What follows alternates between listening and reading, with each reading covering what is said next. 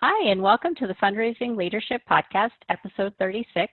I'm Janice Cunning, and I'm here today with Michelle Maloy Dillon.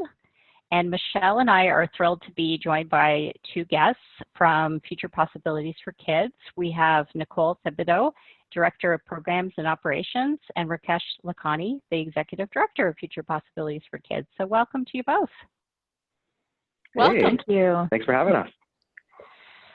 So we're really excited. We've been having a lot of guests lately, writing blogs and joining our podcast, and we thought, who would be more perfect than Rickesh and Nicole, who actually work at a nonprofit that has coaching as its core focus. So why don't you tell us a little bit about what Future Possibilities for Kids is for those who don't live in Toronto and haven't heard of this great organization?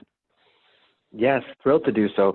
So Future Possibilities for Kids is a coaching-based organization. We provide leadership and life skills programs to children in their middle years, so ages 9 to 12, from underserved communities in the greater Toronto area. And at the core of what we do is a coaching model with the kids that we're working with. They basically go out there and they're coached into achieving a goal of contribution, which is a community service project of their choosing about something that matters to them. And throughout the program, they plan it, they implement it, they achieve it, they celebrate it. And by the end, they've done something wonderful for their community. But what's also happened is they've built their confidence and their leadership and their self-awareness and many other important life skills. What a wonderful leadership challenge. And what's the age range of the kids that you're working with? The kids we're working with are 9 to 12 years old. So that would be grades 4, 5, and 6. Yeah, and Nicole, you are also a certified coach. Why don't you tell us a little bit about your background in coaching? Sure. So my background in coaching is focused on life skills and wellness-based coaching, and I've been able to have the opportunity to really bring that into Future Possibilities for Kids over the last several years. And it's an opportunity for me to continue my growth and development and continue to offer anything that I've learned over my time as well to the organization. Great. So we thought we're going to do a couple things today. We're going to kind of unpack the blog post that the two of you co-authored for us. But I thought maybe before we do that, we could talk about, for each of you, like, what is it like to work at a nonprofit that really does at its core have this coaching culture? How does that impact, your day-to-day life or the team that you work with? Mm-hmm. Yes, definitely. We are aiming to live and breathe the concept of coaching and everything that we're doing. And actually, both of us have origins in the program. I'll let Nicole speak to her history with FBK, but I actually started as a kid coach myself in 2006.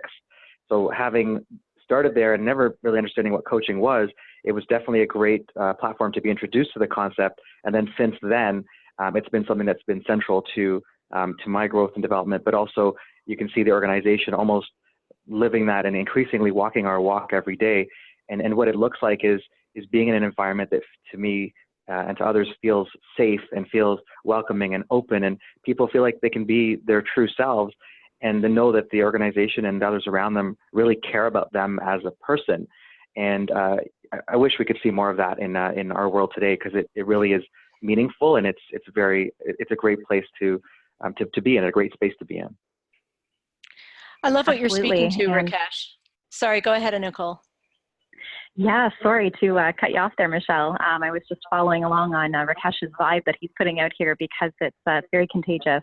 The enthusiasm, as you can hear, is something that we really promote within our organization, and just comes out of us so generally and so naturally.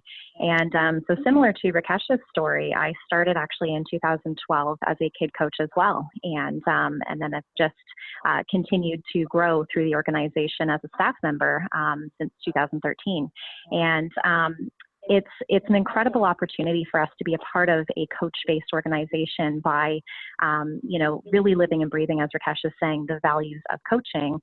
Because to me, working with an incredible team that we have here at Future Possibilities for Kids, it's an endless opportunity for growth and development for all of us on both a personal and professional level. And it really is that opportunity as well to learn with each other and from each other. The leadership is cultivated, our ideas and our visions are shaped, and we're we're ultimately shaping the decisions that we're trying to make for the organization as well. So all around, it's a feel-good experience, and it's a great opportunity to ultimately connect with our team. So the way you're describing coaching as being, it's almost like a background structure to your organization that provides all of you, the kids as well as you all, personal support and teamwork. Yeah, absolutely. Absolutely. You've got it. And it is, again, like that opportunity for us to really build from that, and having that open space and that opportunity to just express all of those wonderful values is so important. Yeah. I think that's a very, very important aspect of the idea of being a coaching culture as an organization, that it's not just the kids, it's the volunteers working with the kids, it's volunteers that are working with other volunteers, and it's the staff working with volunteers, staff with each other, and it's just in every direction we're putting this in there, because we definitely want to walk our walk, as we said earlier, and we were actually, just to put this out there, but an example, there's a really recent example, just in preparation for this podcast, the kind of environment it is that Nicole and I feel safe to talk to each other about how we're feeling about doing this. And there's this nervousness and excitement. And instead of judging each other or not feeling safe to even express that, we feel comfortable expressing it and then supporting each other in it, and then come through in definitely a better space than if we just kind of kept it to ourselves and felt like, dealing with it in isolation. Yeah. That's great. That's great. And I love how you bring up that you're walking the walk, not just talking the talk. And what an amazing example that you're providing for the kids that you're working with too, to really model what that looks like. It also feels like, once you're a kid coach, it feels like then you end up being the program director and the executive director. You can always tell a good organization when volunteers start to work for the organization, right? There's no getting out. So let's go through, I loved how, you had such clarity in the article, like the ideas of like really that the core container for you is around listening, asking powerful questions and acknowledging. So let's kind of unpack those. Let's start with listening. And, Nicole, maybe you can give us an example of like, how does that show up? More particularly, I think for our listeners, we're interested in like how as a team how the listening impacts how you are together. Yeah, for sure. So as you've identified in the blog, we wanted to talk about 3 of the pillars that we really lean into and try to focus upon within Future Possibilities for Kids, but specifically within that kid coaching role. So listening is something, it's a skill that we say is a great opportunity to start from and to be able to build from, and to truly know how to listen well. That takes practice. It's not necessarily something that we are all very good at, in different moments, but it's an opportunity to really lean into it and practice more of it.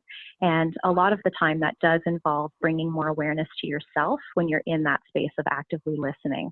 And we have different levels that we train our kid coaches in when they're looking at listening. And that's something that can be offered in that training.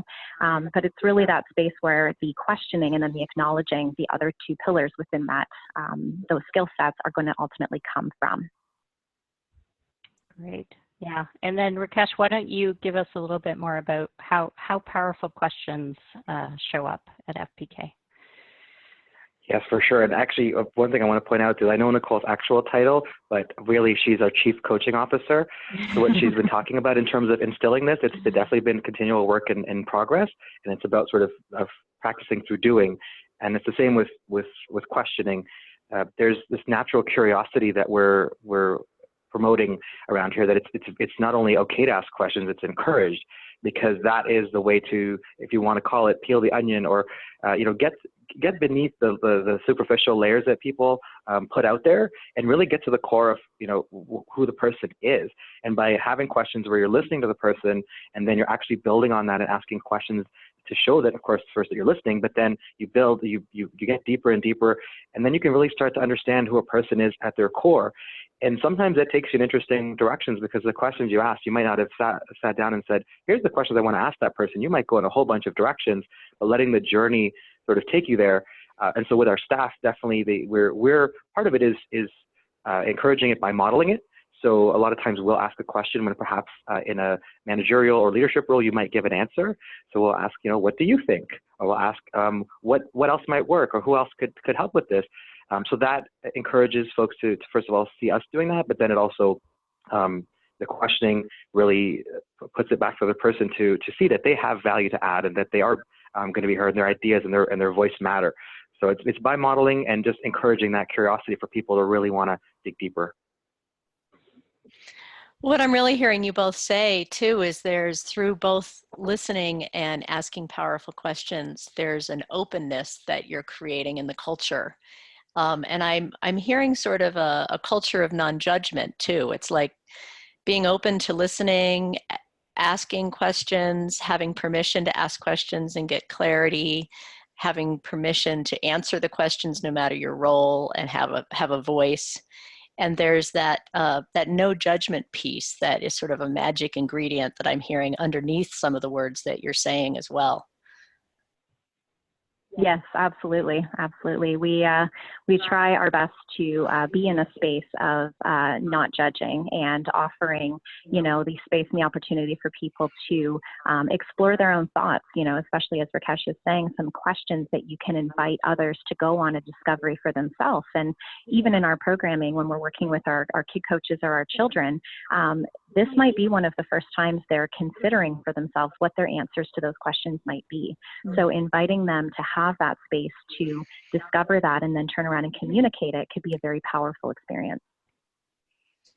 Yeah, that's beautiful.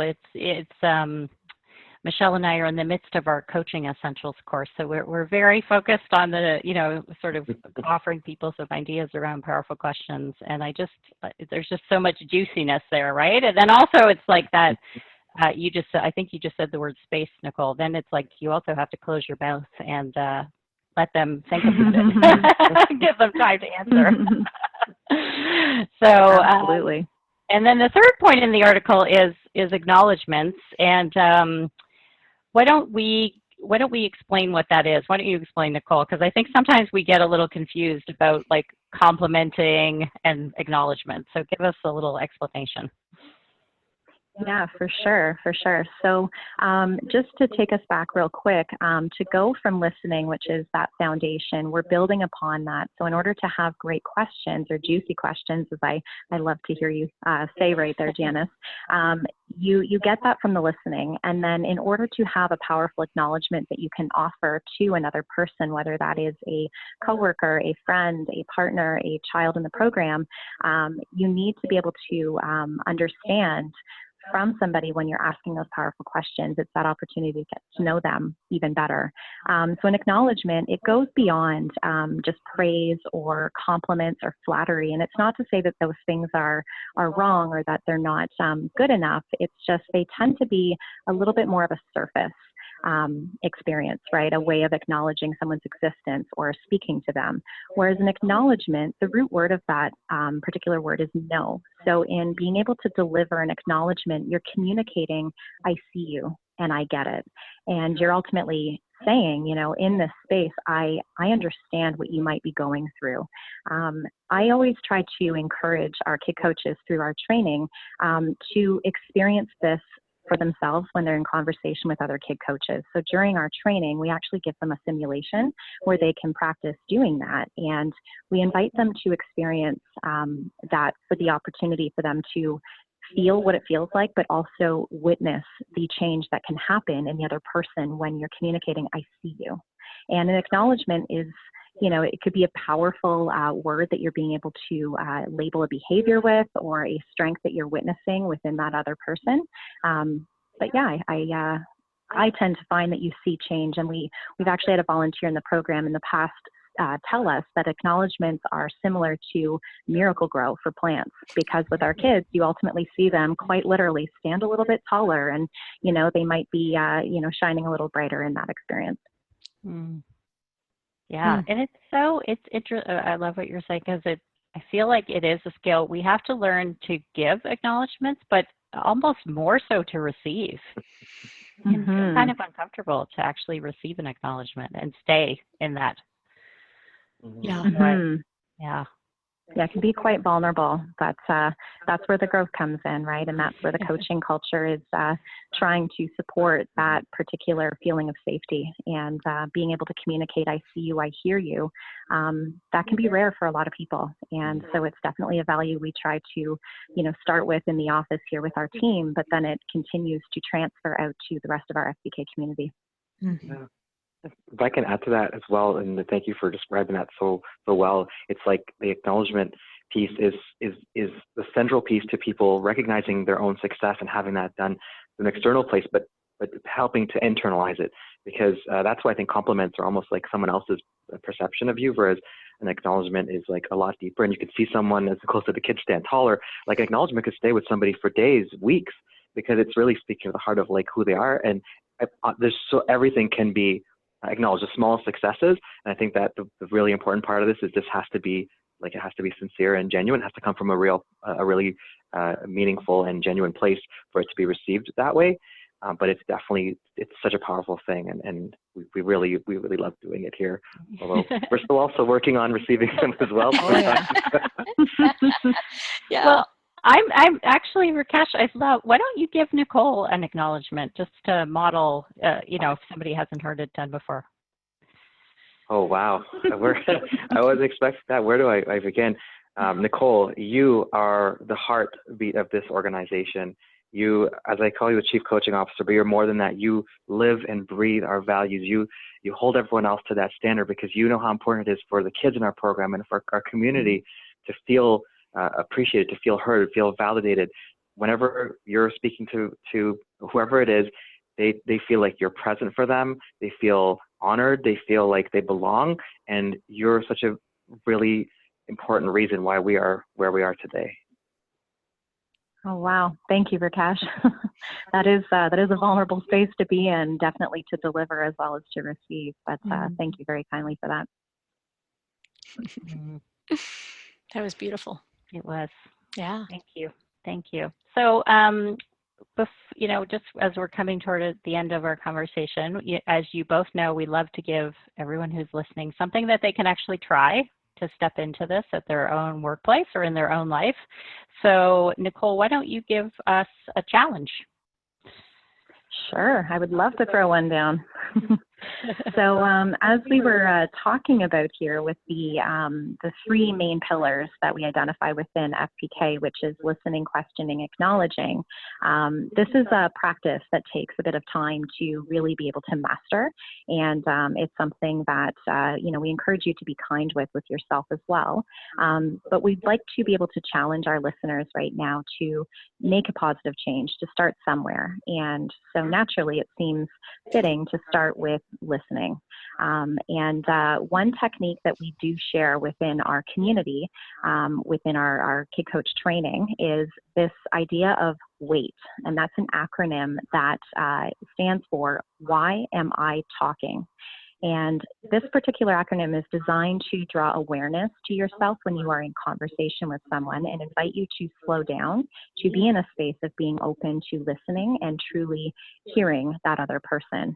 I will caution, it's tough. It's really tough to do. And it is a practice. It is something that we invite you to be kind with yourself about as you are walking through that journey. But, be willing to lean into that silence and embrace it. And I know Rickesh actually had a personal story with this that he was hoping to share. So would you like to go for it? Well, yeah, thank you for the space to do that. We definitely have people asking us, so do the kids, what's it like working with the kids, and their challenges, their issues? And, the kids really go along with this process. They've bought into doing it. They've put their hand up to say they want to be part of the program. What we usually find is that it's the adults that need a little bit more of the training and unlearning, and the way that we do things is a little bit different than what we're talking about here sometimes. So, everyone has it in them to do this, but what happens is the adults want to jump in. They want to fix. They want to problem solve, and coming from a good place. And this WAIT idea is to just hold yourself back, As Nicole said, lean into the silence, lean into the discomfort, don't need filler, let that space play out. So what I actually have on the inside of my mouth, I can't show you and I wouldn't want to, but it's like actually a little kind of a hardened area on the inside of my mouth from actually having to bite the inside of my lip when I was talking to the kid when I was coaching in the program or working with other volunteers. And over time, it's a reminder of you just need to hold back whatever you got to do to make sure that you're not jumping in and robbing the person potentially of that space to express themselves. So that's, you know, we try telling the adults, like, whatever you got to do, if you have to chew on gum, if you have to bite your lip, if you have to hold something in your hand, just, you know, really, because a lot of folks do find it difficult, and we still do too. We're human. Yeah, absolutely. And the way you talk about robbing someone of the opportunity to come up with their own answers, it's such the opposite of what we usually think when we're jumping in to help, right? Or jumping in to advise, right? That we actually can be robbing them of coming up with an answer that's best for them and giving them space. So that's such an interesting juxtaposition to play with. I've also known Rickesh for a long time, and I did not know this story, Rickesh. So I'm so glad you shared this. Saving it for a special occasion. But Michelle, thank you for acknowledging that, because it's especially for children at this age group that we're talking about volunteers and staff too, but for kids who may not have had their voice heard or maybe getting used to what it's like to use their voice, if you're not listening, if you're not doing the wait, you might be shutting them down, and that's not the purpose of what we're trying to do here. So it's especially important for kids at that age that are just getting started with using their voice in many cases. So that's a great segue. You know, some of our listeners are in Toronto or the Greater Toronto area. So why don't you let them know if they're intrigued by this and they want to find out more about how they could be a kid coach, and then maybe who knows where that could lead you to, or proof that it could lead to great places. So tell us about that. Yeah, absolutely. So this year coming up is going to be our biggest year ever. And, you know, if you are looking for an opportunity to, you know, practice these kid coaching skills and cultivate them even more for yourself, we're looking for 300 kid coaches. We have 300 spaces available here in Toronto, and they are starting to fill up already for the fall.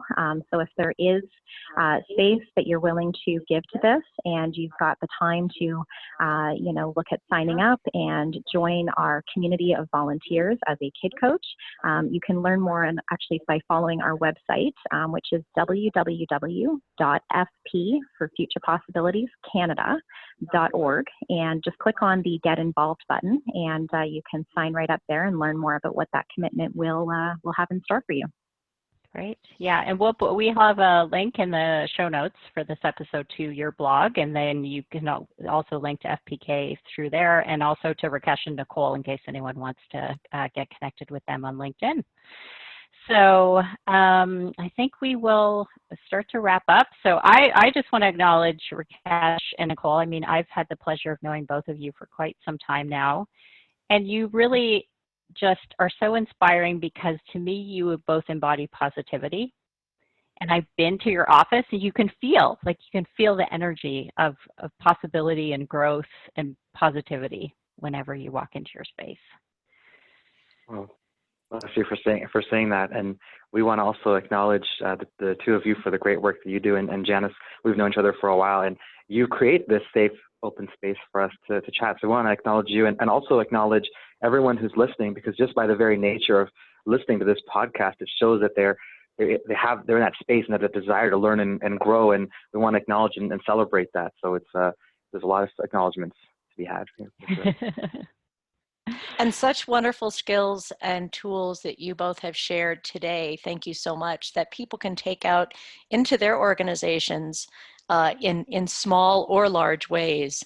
So thank you so much for these practical tips. Yeah, so we're going to remind you that Nicole's Throwdown Challenge is to think about the acronym WAIT. And when you find yourself in a situation where some coaching is needed, ask yourself, why am I talking? And we'll invite you to go put that into practice. So thanks, Nicole. Thanks, Rickesh. Thanks, Janice. Thank you, Michelle. Thank you. Bye.